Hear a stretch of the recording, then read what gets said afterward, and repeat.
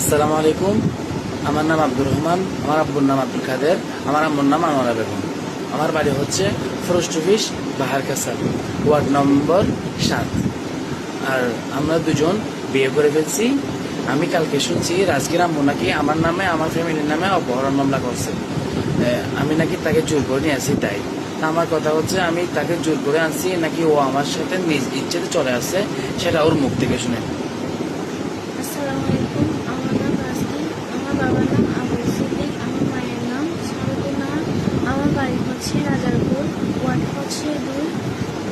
আব্দুর রহমান আমাকে জোর করে আনে, আমি নিজের ইচ্ছায় চলাচ্ছি।